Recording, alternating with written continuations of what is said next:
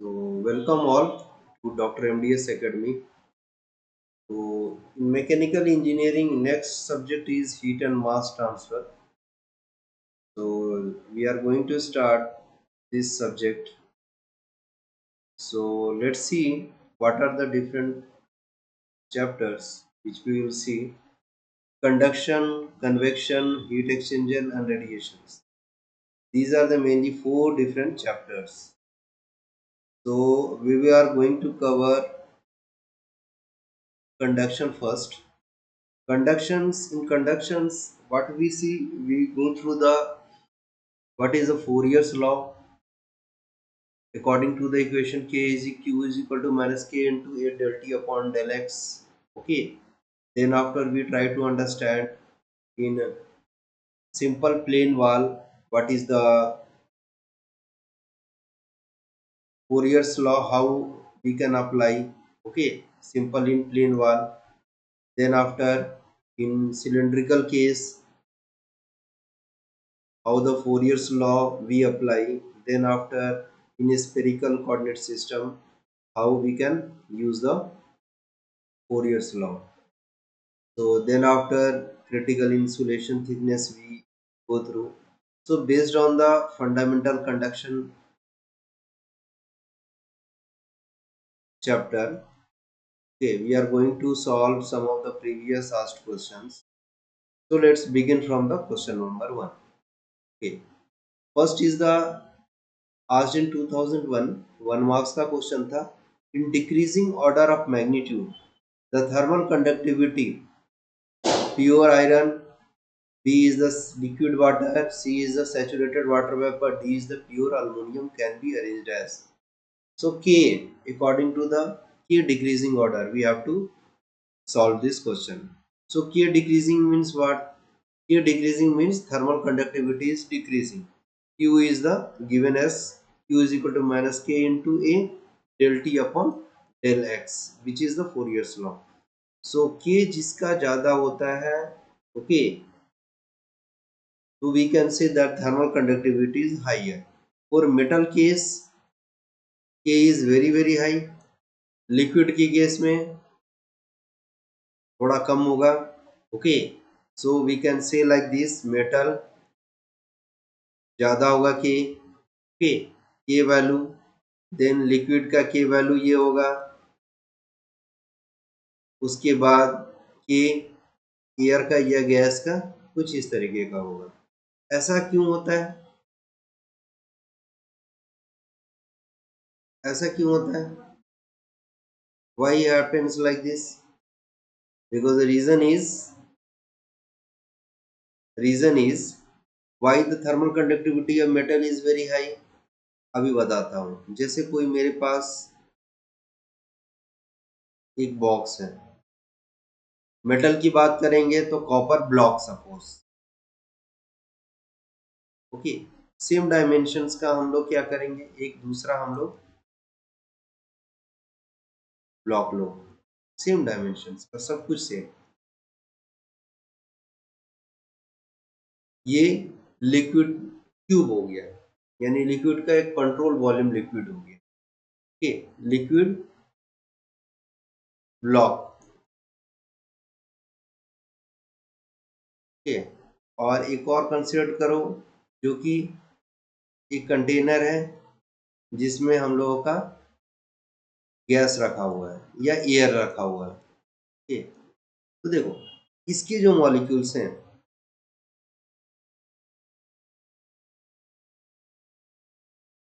Okay, इसके जो molecules होंगे, यहाँ होंगे, यहाँ होंगे, यहाँ होंगे, काफी क्लोज, वेरी क्लोज. ओके, इसके जो मॉलिक्यूल्स होंगे थोड़ा दूर दूर होंगे, लाइक दिस. इसके काफी क्लोज होंगे मॉलिक्यूल्स, है ना. इसके गैस के एक यहाँ है, तो एक यहाँ है, एक यहाँ है, एक यहाँ है, एक यहाँ है, एक यहाँ है. ओके, तो हम लोग कह सकते हैं कि यहाँ पर कि मॉलिक्यूल्स क्लोज होने के कारण जैसे जैसे हीट दे रहे हैं, तो एक मॉलिक्यूल्स दूसरे मॉलिक्यूल्स को क्या कर रहा है, फ्रिक्शन की वजह से, या एक मॉलिक्यूल्स वाइब्रेट कर रहा है, और वो फ्रिक्शन की वजह से अपने नेबर मॉलिक्यूल्स को, पड़ोसी मॉलिक्यूल्स को हीट ट्रांसफर कर रहा है। ओके, तो यहाँ पर आसानी से हीट ट्रांसफर कर सकता है। के इज हाइयर, यहाँ पर के लिटिल लेस, ओके लेस, और ये यहाँ पर ये मॉलिक्यूल्स वाइब्रेट करेगा हीट देने पर, तो यहाँ पर ये दोनों का बीच का फ्रिक्शंस वेरी मिनिमम, तो we can say that least. Okay, this is the reason why the diamond has approx 1000 watt per meter degree K value. Okay, पहला। दूसरा सिल्वर, तीसरा नंबर पे कॉपर, ओके, चौथा नंबर पे अल्युमिनियम। ये हो गया सॉलिड का केस में, ठीक है, या सॉलिड के केस में। ओके, देन आफ्टर लिक्विड की बात करें, लिक्विड का वैल्यू जनरली 0.2 वाट पर मीटर डिग्री होता है। ओके, पांचवा नंबर पे कह सकते हैं। 6 नंबर पे एयर का, एयर का के का वैल्यू कितना होता है? के का वैल्यू कितना होता है? 0.02 और भी कम होता है वाट पर मीटर डिग्री। ओके, तो Q बराबर क्या होता है? Q is equal to minus K into A del T upon del X. तो Q is directly proportional to K ना, material depends upon the material type. यदि K सबसे ज्यादा होगा तो Q भी ज्यादा होगा। For what case? सॉलिड के केस में।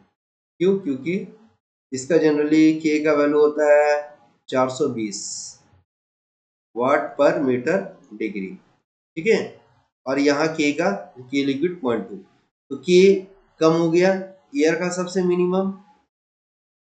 ओके, एयर का बात करें तो Q directly proportional to K, minimum है ना, सबसे ज्यादा 0.02, तो ये सबसे Q ट्रांसफर जो होगा, हीट लॉस या हीट ट्रांसफर जो होगा एक साइड से दूसरे साइड में, वो कम होगा। जैसे ये है ना, ये पूरा का पूरा एयर है, एयर का एक, तो यहाँ जो T1 टेम्परेचर था, यहाँ पर कम टेम्परेचर होगा। ओके, तो because of least value of K, ठीक है। तो फंडामेंटल ये है कि मॉलिक्यूल्स जितना ज्यादा दूर रहेगा तो K का वैल्यू उतना ही कम होगा। ये किस केस में होता है? ये वेपर या गैस के केस में होता है, ठीक है। मॉलिक्यूल्स क्लोज आते जाएगा, ठीक है, K का वैल्यू बढ़ते जाएगा। जैसे कि मेटल के केस में या सॉलिड के केस में एक लैटिस या एक मॉलिक्यूल दूसरे मॉलिक्यूल से काफी क्लोज में होता है, तो एक लैटिस स्ट्रक्चर, ओके, दूसरे लैटिस स्ट्रक्चर को, since they are physically contact in case of solid, so vibration जैसे हो रहा है, कंडक्शन के कारण हीट मिलता है, तो ये आसानी से मैक्सिमम 80-90% अपना हीट अपने नेबर्स को दे रहा है। लेकिन वही लिक्विड के केस में जो भी कंडक्शन हीट मिल रहा है मॉलिक्यूल्स को, थोड़ा वो दूर में है, okay, away from the first molecules. Okay, तो रिसीव, तो इफिशिएंसी या हीट जो गेन हो रहा है अपने नेबर्स में इन case of liquid is lesser. Okay, gas में और भी देखेंगे तो और मॉलिक्यूल्स दूर है। ओके, यहाँ जो वाइब्रेशन हो रहा है मॉलिक्यूल्स का, यहाँ तक पहुंचने के लिए, ओके, उसको बहुत ज्यादा लॉस करना पड़ेगा, ठीक है। ये कम इफिशिएंसी या कम अमाउंट्स पर हीट वो रिसीव करेगा, इसीलिए K का वैल्यू गैस में काफी स्मॉल होता है। ओके, तो यहाँ पर देखा जाए डिक्रीजिंग ऑर्डर बोल रहा है ना, यानी सबसे K वैल्यू लिस्ट किसका है? देखो, अब प्योर आयरन सॉलिड हो गया, ये सॉलिड हो गया, ये भी सॉलिड हो गया, तो हटा दो, ए और डी तो होगा नहीं सबसे लिस्ट में, ठीक है। लिस्ट वाला में सबसे लास्ट में कौन आ रहा है?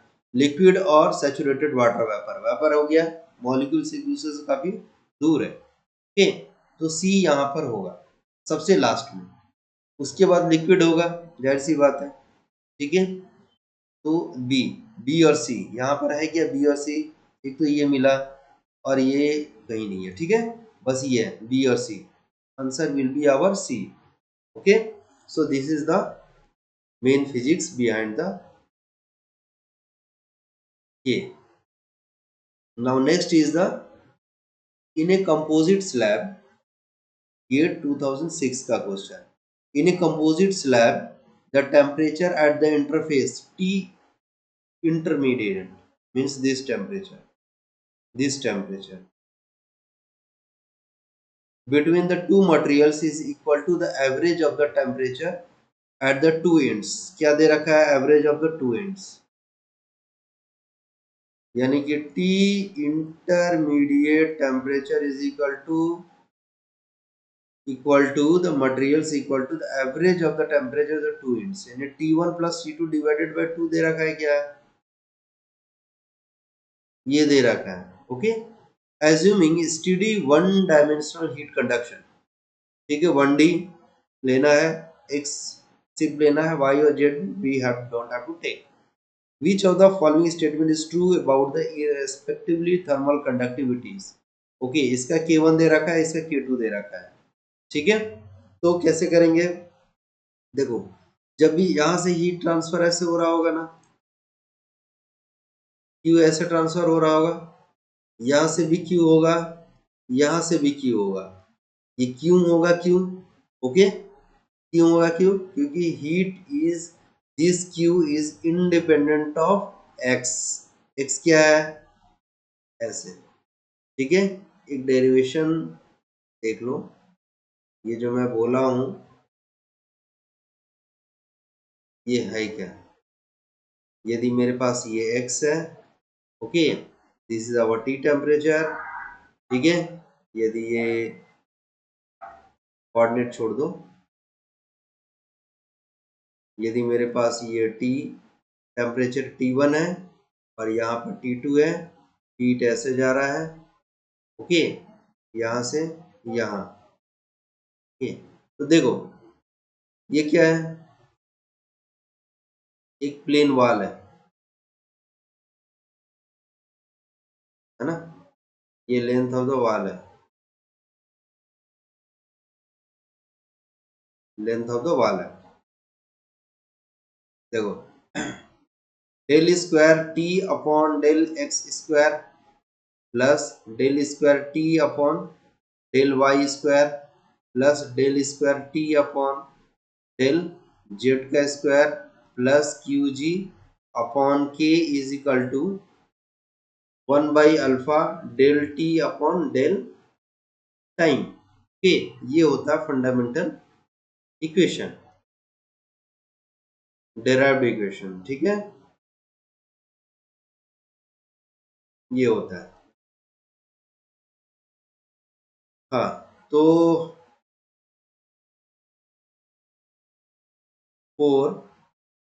1D के लिए ये 0 हो जाएगा, y वाला, z वाला 0.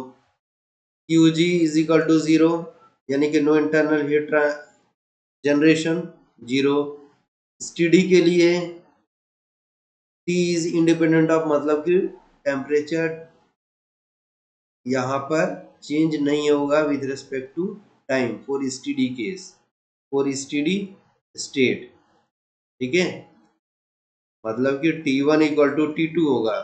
अब डिफ्रेंशिएट करो ना, डेल टी क्या होगा?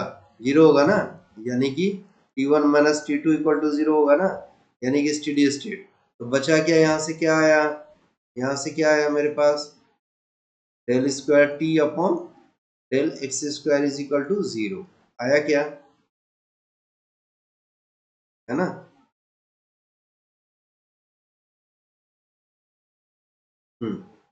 आ गया. और क्या लिख सकते हैं? D square T upon D x square equal to 0.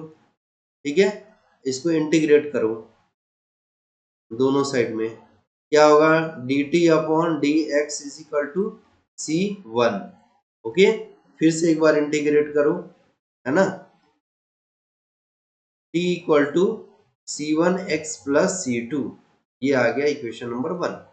Okay, boundary condition use करते हैं C1 और C2 कांस्टेंट को फाइंड आउट करने के लिए. बाउंड्री कंडीशन क्या है? यहाँ पर x जा रहा है ना, x जा रहे थे ना, यहाँ पर क्या था, ये दीवार है मेरे पास, यहाँ से x, ठीक है, और ये टोटल का टोटल विड्थ कितना दे रखा है दीवार का, डेल दे रखा है, ठीक है, ये इस तरीके से है, ठीक है, ये हम लोगों का विड्थ ऑफ द वॉल है। बाउंड्री कंडीशन में यहाँ पर कितना दे रखा है, T1, यहाँ कितना दे रखा है, टेम्परेचर ड्रॉप होगा ना, यहाँ टेम्परेचर ज्यादा होगा क्योंकि हीट ऐसे यहाँ से हीट दे रहे हैं, है ना, ये इनपुट हो गया, ये आउटपुट हो गया। बाउंड्री कंडीशन में at x is equal to 0, यानी कि यहाँ से स्टार्ट हो रहा है ना, धीरे धीरे x बढ़ रहा है, x बढ़ रहा है, तो यहाँ तक x is equal to del तक गया। At x is equal to 0, okay, temperature कितना है, T1 ही ये तो है, ठीक है, पुट करो बाउंड्री कंडीशन एंड, और एक और बाउंड्री कंडीशन है at x is equal to del, यानी यहाँ पर टेम्परेचर कितना है, T2 है, temperature is T2। Now using both boundary conditions in one, we will be getting C1 and C2। तो ये वाला यहाँ पुट करो, T1 equal to C1 into 0 plus C2, कितना आया C2, C2 is equal to T1, ठीक है। Also अब ये वाला वैल्यू यहाँ पुट करते हैं,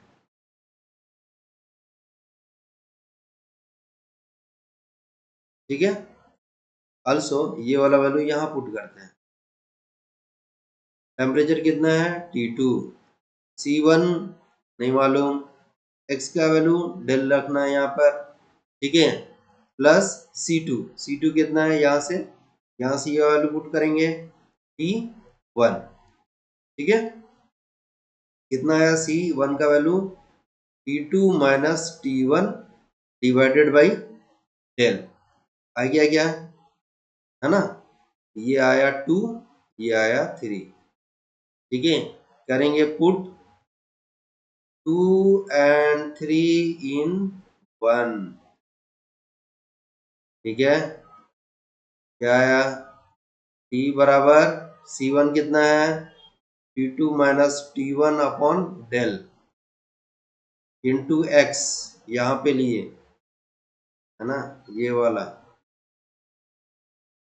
प्लस C2 कितना है T1, है ना, ये आ गया मेरे पास, ये इक्वेशन आया T का।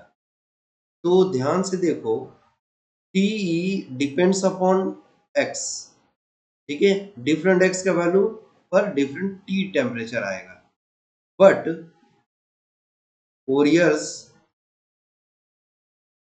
लॉ क्या बोलता है, Q is equal to minus K into A D T upon D X, है ना, ये क्वेश्चन नंबर 4 करो।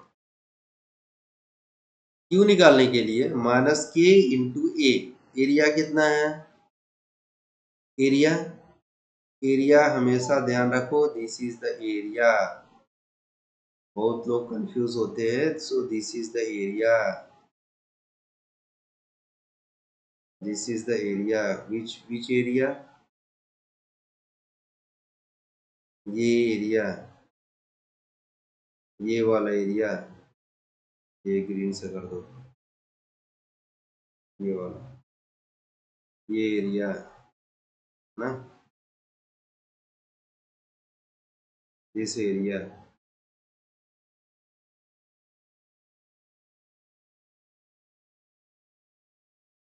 ये एरिया को बोलते हैं, ओके,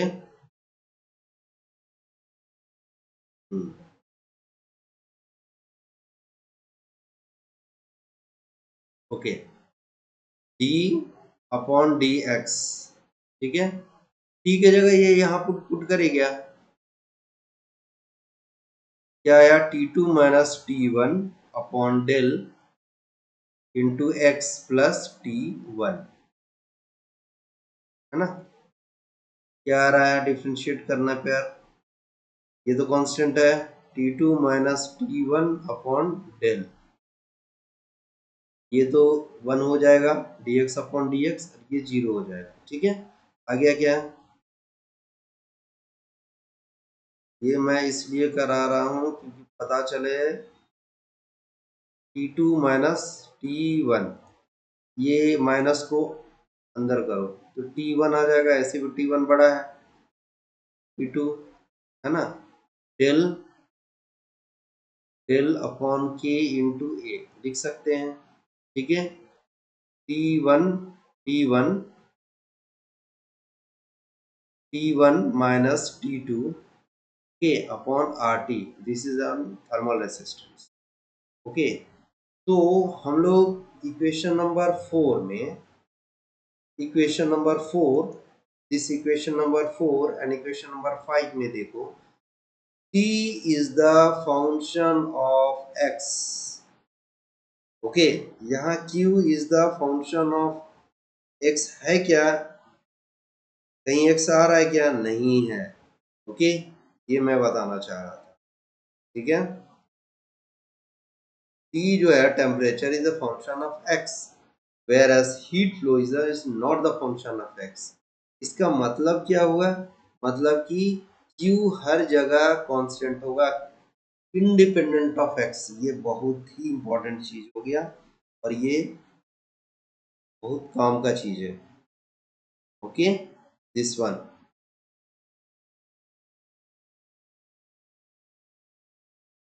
ये वाला, है ना। So what is Q here? Q is not the function of x, means कोई भी एक सेक्शन ले ले, या तो ये सेक्शन ले ले, या ये सेक्शन ले ले, या ये सेक्शन ले ले, या ये सेक्शन ले ले, चाहे x is equal to del भी ले ले, यहाँ पर भी Q होगा, यहाँ पर भी Q होगा, यहाँ पर भी Q होगा, यहाँ पर भी Q होगा, सारे जगह Q होगा, ओके। ये पूरे heat transfer we are going to use this concept, that's why ये डेरिवेशन कराना जरूरी था, ठीक। तो यहाँ पर भी Q होगा, यहाँ पर भी Q होगा, यहाँ पर भी Q होगा, कंसेप्ट आई थिंक क्लियर हुआ होगा, ठीक। अब आते हैं क्वेश्चन के ऊपर।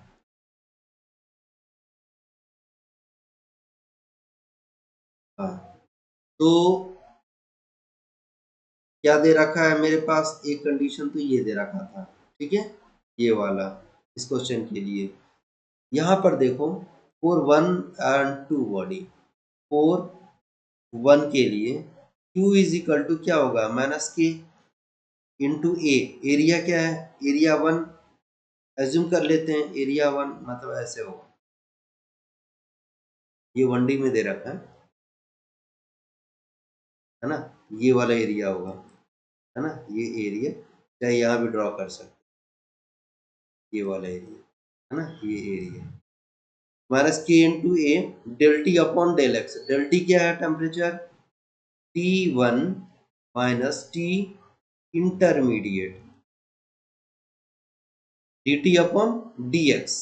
dx कितना है? मतलब कि कितना डिस्टेंस ट्रेवल कर रहे हैं?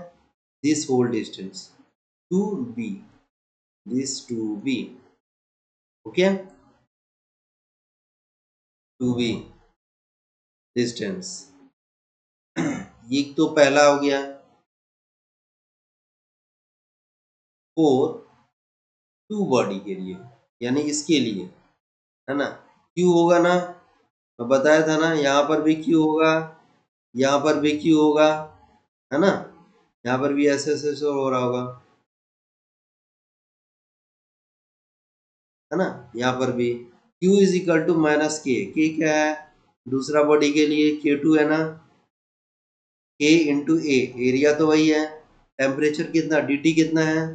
dt is T intermediate minus T intermediate minus T2, है ना, बड़ा माइनस छोटा अपॉन x, x कितना है? b, है ना। ये फोरियर इक्वेशन यूज किए हैं, कौन सा use equation? Q is equal to minus K into A D T upon D X, है ना। ये डी टी क्या है? टेम्परेचर डिफरेंस, dx कितना है? Along the heat transfer line path direction, ये 2b हो गया फर्स्ट के लिए, b हो गया सेकंड के लिए,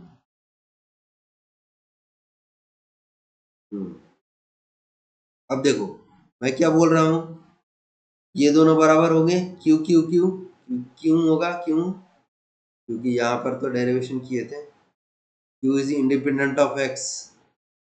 ओके, चाहे ये एक्स पे लो, चाहे ये वन बॉडी कोई भी एक्स पे लो, सब में क्यू क्यू क्यू क्यू होगा, है ना, क्यू क्यू होगा। तो हम लोग कह सकते हैं माइनस के फ्रॉम 1 and 2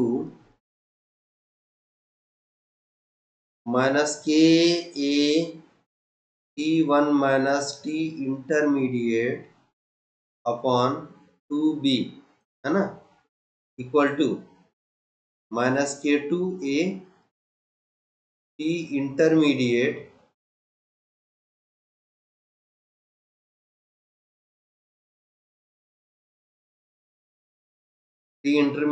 माइनस T2 अपॉन b।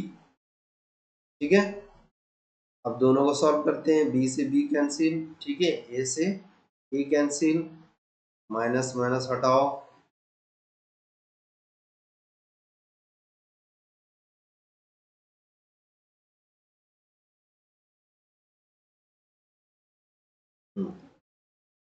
यहाँ क्या आ गया, K1 अपॉन 2, क्या आ गया, T1 minus T intermediate equal to K2 T intermediate minus T2। ठीक है, मेरे पास क्या है, यहाँ से ये वाला है ना, टी इंटरमीडिएट एवरेज दे रखा था ना, एवरेज। ओके, तो वैल्यू पुट करते हैं, K1/2, ठीक है, T1 को रहने दो, टी इंटरमीडिएट को T1 plus T2 divided by 2 equal to K2 T1 plus T2 divided by 2 minus T2। ठीक है, यहाँ पर क्या था, T intermediate is equal to T1 plus T2 divided by 2, है ना, ये यहाँ से आया, ये यहाँ से है। ओके, तो K1 divided by 2 twice T1, तो T1 minus T2 divided by 2 solve करना है, तो T1 minus T2 divided by 2, है ना, तो ये दोनों तो कैंसिल हुआ है, तो K1 बराबर क्या आ रहा है, ट्वाइस ऑफ K2, है ना, ये आंसर होना चाहिए, K1 is equal to twice of K2, K1 is equal to twice of K2, ये वाला है डी आंसर। ओके,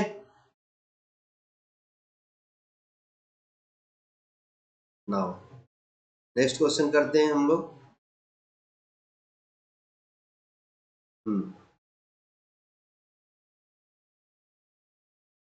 ये 2008 का क्वेश्चन, 2 मार्क्स का है, गेट का।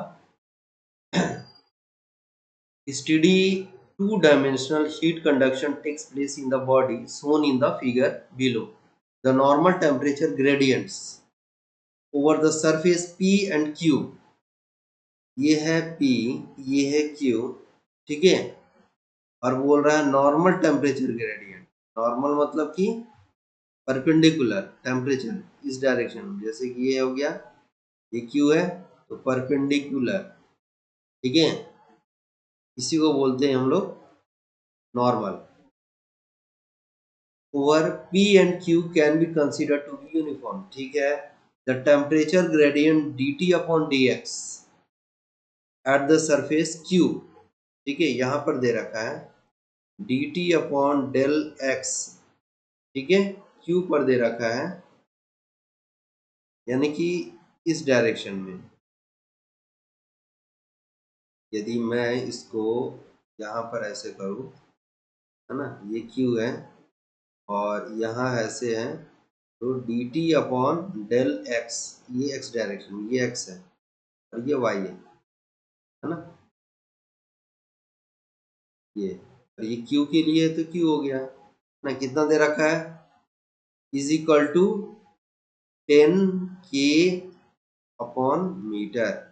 The surfaces P and Q are maintained at constant temperature as shown in the figure. ठीक है, Q हो गया P 100 डिग्री सेल्सियस पे और Q 0 डिग्री सेल्सियस पर मेंटेन्ड है.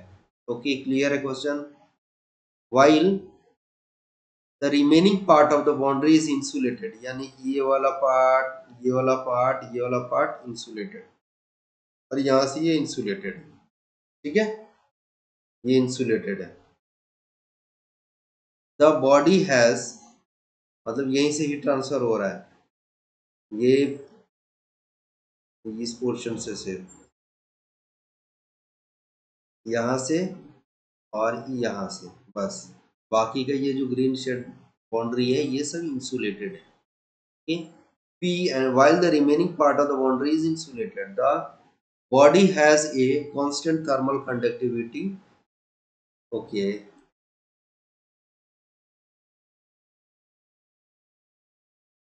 K का वैल्यू दे रखा है 0.1, बॉडी का K वैल्यू दे रखा है थर्मल कंडक्टिविटी. ठीक है.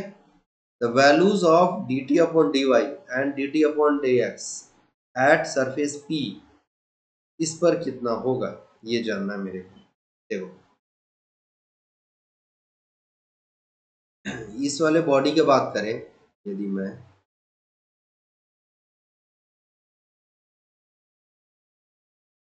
यदि ये मेरे पास ये है ना, और दूसरा मैं ये लेता हूँ, है ना, दूसरा मेरे पास ये है ना.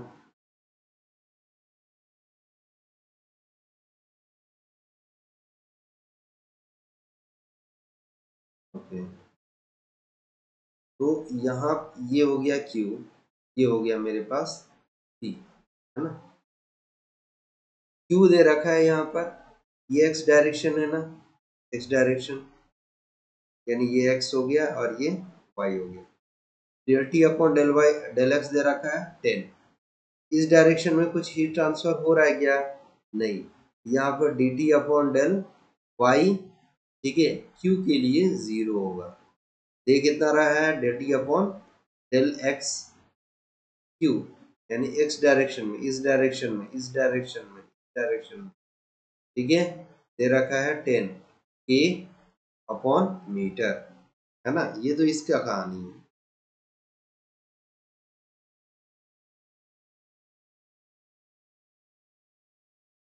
ये तो सिर्फ इसका कहानी है ना. ये तो सिर्फ इसका कहानी है. इसका कहानी क्या है?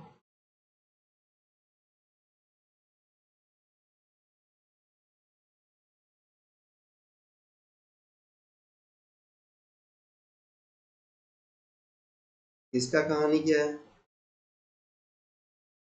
यहाँ पर हम लोग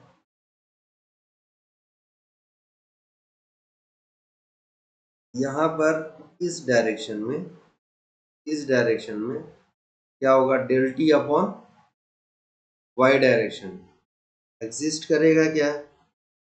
लेकिन इस डायरेक्शन में, चाहे इस डायरेक्शन में, ये वाला del T upon del X 0 होगा क्या? है ना, क्योंकि नॉर्मल परपेंडिकुलर बोल रहा है ना. Normal temperature gradient over the P and Q can be considered to be uniform. माने कि along this direction, okay, temperature is gradient is 0. लेकिन इस डायरेक्शन में, y के डायरेक्शन में टेम्परेचर ग्रेडियंट 0 नहीं होगा. यानी ये तो आंसर होगा ही P के लिए, del T upon del X P के लिए, यानी कि इसके लिए, P के लिए तो पूछ रहा है ना, P के लिए ये तो 0 होगा. Del T upon del X 0 होगा. P के लिए ये भी हो सकता है, ये भी हो सकता है. ठीक है, अब इन दोनों में से 10 होगा कि 20 होगा ये देखते हैं. ठीक है, चलो मेरे को फाइंड आउट करना होगा ये, है ना, del T upon del Y है क्या. This is our main question. कैसे सॉल्व करेंगे? देखो मेरे पास क्या दे रखा है यहाँ पर, ये वाला वैल्यू डेटा का यूज करेंगे, है ना। यहाँ से देखा जाए इस वाले से q is equal to minus K into A D T upon D X, fundamental equation use करेंगे, ठीक है। q is equal to minus K, ठीक है। के कितना दे रखा है 0.1, है ना। टेम्परेचर डिफरेंस ये दे रखा है कि यहाँ पर x डायरेक्शन में, x डायरेक्शन में, है ना, x डायरेक्शन में, इस डायरेक्शन में, ठीक है।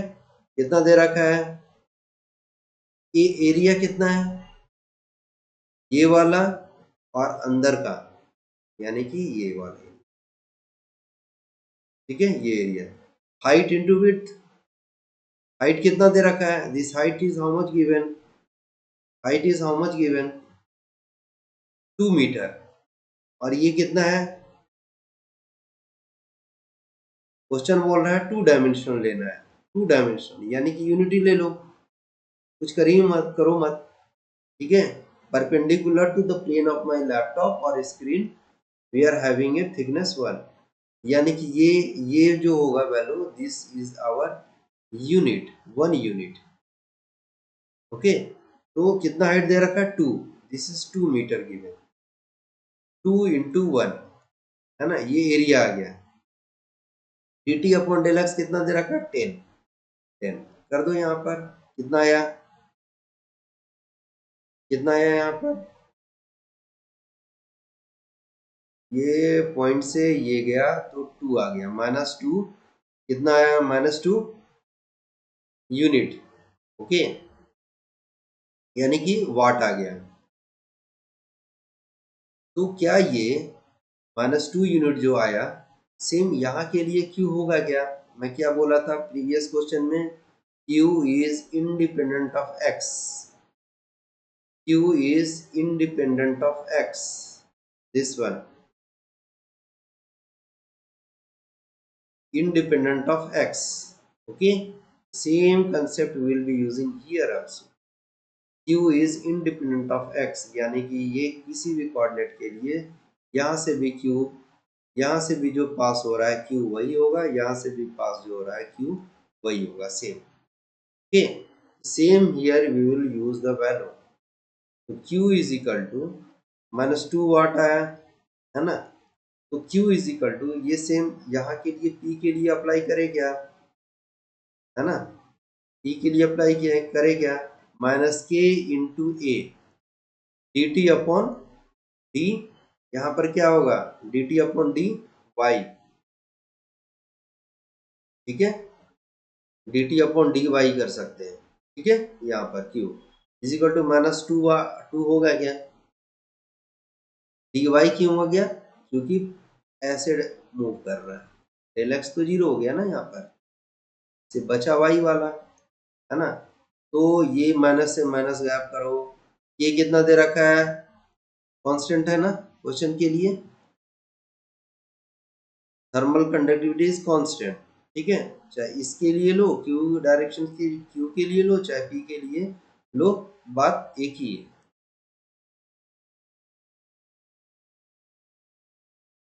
तो वैल्यू पुट करते हैं, कितना दे रखा है 0.1 ना, 0.1, एरिया कितना है, लेंथ इंटू विड्थ, ठीक है। परपेंडिकुलर द प्लेन कितना है, ये कितना डिस्टेंस दे रखा है 1 मीटर दे रखा है, दिस इज गिवन 1 मीटर, और अंदर तक कितना जा रहा है, स्क्रीन के अंदर तक या पेपर के अंदर तक 2 डायमेंशन है, तो परपेंडिकुलर 1 मीटर, तो इसको 1 मीटर जैसे 1 यूनिट, यानी जैसे यहाँ लिए थे same we will consider here, okay. तो एरिया निकालो यहाँ पर 1 metre into 1, this 1 metre into 1, यानी कि ये वाला एरिया, है ना। D T upon d Y, यही तो निकालना है, d T upon d Y equal to 2, ये तो निकालना है मेरे को, है ना। तो ये निकालो, ये हो गया 10, नहीं होता ना, 1 1 से मल्टीप्लाई है, तो d T upon d Y equal to 2 into 10 20 answer is this. ठीक है, तो ये आंसर आ रहा है ना, dt अपॉन dy, ये दोनों में से ये वाला आंसर है, और ये dt अपॉन dx जीरो हो गया, dt अपॉन dx जीरो हो गया, इज दिस d। ओके, तो ये इतने कंसेप्ट लगते हैं। नाउ इंजीनियरिंग सर्विस एग्जाम का कुछ क्वेश्चन देख लेते हैं based on simple conduction chapter. Okay, एक कॉपर ब्लॉक, ठीक है, and an air mass block, ठीक है, दो दे रखा है, एक कॉपर ब्लॉक दे रखा है, एयर मास ब्लॉक दे रखा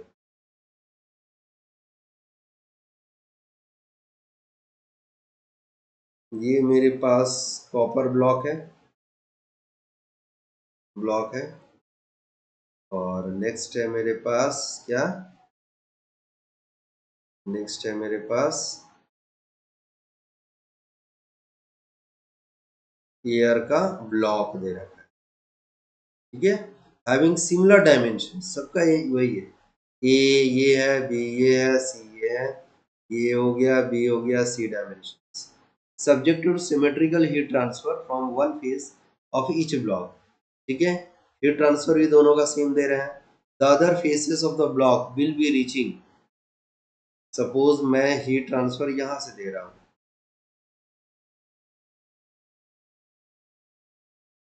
इस वाले एरिया से मैं हीट ट्रांसफर दे रहा हूँ, इस वाले एरिया से, इस वाले एरिया से, ठीक है, यहाँ दे रहा हूँ हीट क्यू, यहाँ से भी दे रहा हूँ क्यू, दोनों का केस में। The other face of the block, यानी कि ये वाला अदर फेस ये वाला will be reaching to the same temperature at a rate, ठीक है, कौन सा, मतलब कि कॉपर के ब्लॉक में या एयर के ब्लॉक में सेम टेम्परेचर रीच कर रहा है। यदि यहाँ पर T1 टेम्परेचर है, यहाँ पर T1 टेम्परेचर है, यहाँ पर T2 यदि हो गया तो यहाँ पर भी T2, ठीक है, सिमिलर कंडीशन है, कौन सबसे ज्यादा फास्टर है ना, कौन सबसे पहले फास्टर पहुंचेगा, T2, यहाँ पर भी T2 फाइनल टेम्परेचर हो गया, सपोज T1 इज 1000, यहाँ पर भी 1000, ठीक है, सपोज ये 300 हो गया, ओके, ये भी 300 हो गया डिग्री सेल्सियस, कौन सबसे फास्टर रीच करेगा, कॉपर ब्लॉक में कि एयर ब्लॉक में। देखो इस क्वेश्चन को सॉल्व करने के लिए हमें मालूम है del square T upon del x square plus del square T upon del Y square, okay, del square T upon del Z का स्क्वायर प्लस क्यू जी अपॉन के is equal to 1 by alpha del T upon del time. Faster है तो time का use करेंगे, यहाँ पर one dimensional है तो इसको गैप करो, इसको गैप करो, जीरो जीरो करो, हिट जनरेटेड हो नहीं रहा है, कुछ क्वेश्चन में बोला नहीं है तो जस्ट इग्नोर दैट। ओके, देखो del square T upon del square is equal to 1 by alpha del T upon del time, है ना, ये अब देखा जाए इन दोनों का रिलेशन क्या है, हमें तो यही यूज करना होगा, टेम्परेचर डिफरेंस दोनों का सेम है, T1 माइनस T2, इसमें भी T1 minus T2 same, time सिर्फ चेंज हो रहा है, मतलब कौन सबसे पहले वो रीच कर रहा है ये देखना, ठीक है, तो alpha is directly proportional to del T upon del time, ठीक है, ये डायरेक्टली प्रोपोर्शनली, ये थर्मल डिफ्यूजिबिलिटी, ठीक है, ये अल्फा इज इक्वल टू क्या होता है, के अपॉन रो सी होता है ना, देखो del T is constant for both copper and air, ठीक है, तो हम लोग कह सकते हैं कि upon rho C is directly proportional to 1 by, कह सकते हैं, है ना, अल्फा की जगह ये अपॉन रो सी पुट किए, है ना, time sorry temperature T1 minus T2 इसमें भी है, T1 माइनस T2 इसमें भी क्वेश्चन के अकॉर्डिंग है। For the other face reaching the same temperature at a rate, reaching the same temperature, T2 भी रीच कर रहा है, T2 यहाँ एयर में भी रीच कर रहा है, T2 कॉपर में भी रीच कर रहा है। ठीक है, तो ये इस तरीके का आएगा। अब देखो डेंसिटी और ये, अब देखो और भी देखो, रो और सी को हटाओ कि कॉपर का है ना, ये एयर का, ये हमें मालूम है ना। यहाँ पर ऐसे लिख सकते हैं क्या, चेंज इन टाइम। अब देखो के कॉपर का, के एयर का क्या होता है, ये तो काफी ज्यादा होता है क्योंकि सॉलिड है कॉपर, थर्मल कंडक्टिविटी ज्यादा होगा। एयर का थर्मल कंडक्टिविटी क्या बताया था, 0.02 होता है कुछ। इसका तो सपोज कॉपर लेते हैं तो इसका 200 के करीब में होता है ना, थर्मल कंडक्टिविटी। तो कॉपर का बताएं, कॉपर का यदि देखें यूज करें इस कंसेप्ट को, तो के का value copper for copper is very very high, है ना। यानी कि टेम्परेचर यहाँ पर ही बहुत ज्यादा, यानी कि चेंज इन टाइम, यानी कि 2 सेकंड के अंदर में ही वो टेम्परेचर T2 रीच करेगा, जबकि एयर के केस में 2 सेकंड ना लेके 5 सेकंड लेगा। ठीक है, यानी कि change in temperature, change in temperature ठीक है कम होगा इसमें, कॉपर के केस में। ठीक है, क्यों, क्योंकि ये वाला कंडीशन आ रहा है। क्या कंडीशन आ रहा है, कॉपर का थर्मल कंडक्टिविटी काफी ज्यादा होता है, सिंस कॉपर के and change in time is inversely proportional, so copper ka K value is higher, so change in time is less, means very quickly T2 temperature will be reached in copper case. Okay, so faster in copper block. Okay, I hope this would be clear. Next question, meaning service exam 2008 का question है। देखिए, एक composite वाल, ठीक है, of A furnace has 2 layers. ठीक है, composite वाल है, एक लेयर ऐसे है,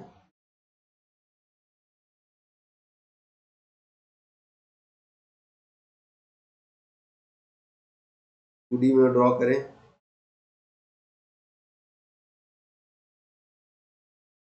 एक ये लेयर हो गया, ठीक है, कैसे हो गया, एक दूसरा लेयर हम लोगों का ये होगा,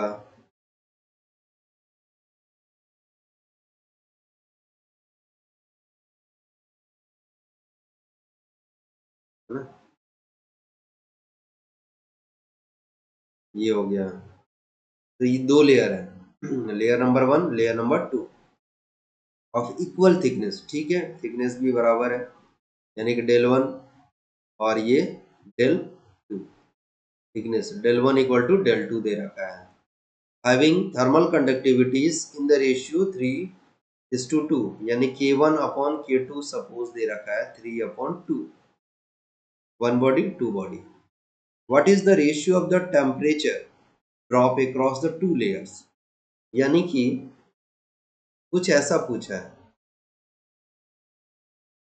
है ना, ये रेशियो पूछा है, ये रेशियो पूछा है। तो इसको सॉल्व कैसे करना होगा मेरे को,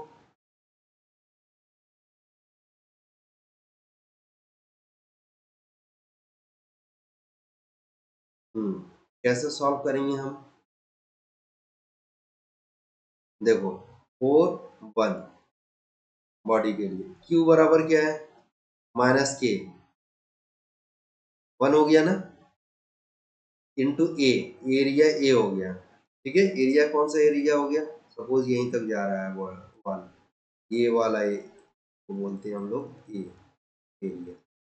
ठीक है, इसके बैक साइड में भी होगा ए, -K into A D T upon D X. D T कितना हो गया, सपोज यहां से लेकर यहां तक, ये माइनस ये, suppose del T1 upon del x, यानी कि del 1, ये हो गया ना। है ना, 4 2, ठीक है, 4 बॉडी 1, ये हो गया 4 बॉडी 2, या 4 बॉडी वाल दे रहा, 4 वाल 1, 4 वाल 2। क्यू वही होगा because Q is independent of X. Q is equal to minus K, कितना दे रखा है 2, इसके लिए इसका K1 दे रखा है ना, इसका K2 दे रखा है थर्मल कंडक्टिविटी, इनटू एरिया तो वही है ना, एरिया तो वही है जो इसका था इसका भी हो गया, into del T temperature difference. कौन सा टेम्परेचर डिफरेंस, ये माइनस यहाँ एक टेम्परेचर डिफरेंस आएगा ये वाला, है ना। सपोज यहाँ पर हो गया टी ए टी बी और ये टी सी, ठीक है। तो यहाँ पर कह सकते हैं डेल टी जो मैं यहाँ पर किया हूँ ये हो गया T A minus T B, और डेल टी टू हो गया T B minus T C, ठीक है। ये हो गया ये del d T upon D X, d X कितना है डेल टू, ठीक है। बोल रहा है रेशियो क्या है, दोनों को बराबर कर दो, है ना, बोथ इक्वल ना, both equal, equation 1 equal to equation 2, क्या हो गया माइनस K1 के del T1 upon del 1 equal to minus K2 के डेल T2 अपॉन डेल 2, यहाँ से इन दोनों से,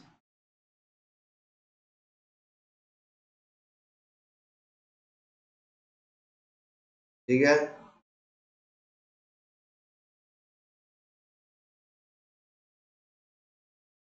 हटाओ इसको, इसको ए को हटाओ, ठीक है। देखो डेल 1 और डेल 2 भी जाएगा क्योंकि सेम थिकनेस बोला है क्वेश्चन, सेम थिकनेस बोला है ना, इक्वल थिकनेस। क्या बच गया डेल, यहाँ आ गया K1 del T1 equal to K2 del T2।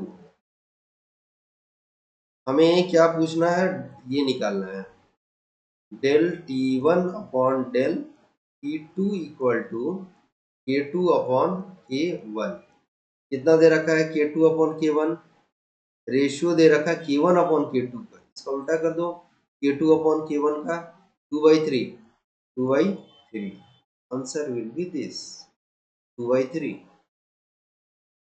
answer will be our 2/3, this is the answer, okay।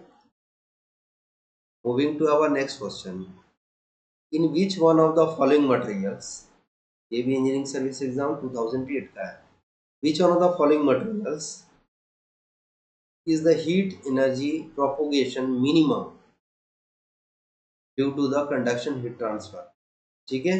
अलग अलग देखो, already discuss, we have already discussed के सॉलिड केस के का वैल्यू काफी ज्यादा होता है, के लिक्विड के केस में सॉलिड से कम होता है, के गैस के केस में यानी एयर के केस सीधी लिया जाए तो सबसे मिनिमम होता है। के एयर का रफली इसको मेमोराइज करना है, ये जनरली वैल्यूज 0.02, के लिक्विड का जनरली 0.2 होता है, ठीक है। ये सॉलिड का कोई एक एग्जांपल लेते हैं, सपोज सिल्वर का लेते हैं तो 420, ऑल यूनिट क्या है वाट पर मीटर डिग्री के का होता है, ठीक है। क्वेश्चन क्या बोल रहा है, heat energy propagation is minimum, तो Q is equal to minus K into A D T upon D X. Heat energy propagation minimum किसके लिए होगा, डिपेंड्स अपॉन द के, तो Q is directly proportional to K ना, minimum Q minimum कब होगा, जब K का minimum, Q minimum कब होगा जब K मिनिमम होगा। K मिनिमम किसका होता है, लीड का होगा, कॉपर का होगा, तो वाटर का होता है, एयर का होगा, जैसी बात है सबसे मिनिमम हम लोगों का एयर का होता है, तो एयर होगा हमें आंसर। क्यों? एयर का सब कितना होता है 0.02 वाट पर मीटर डिग्री। ओके, तो डायरेक्टली प्रोपोर्शनल है ना, ए minimum Q also minimum. Okay, so that's all about the first part of the some questions that I've solved.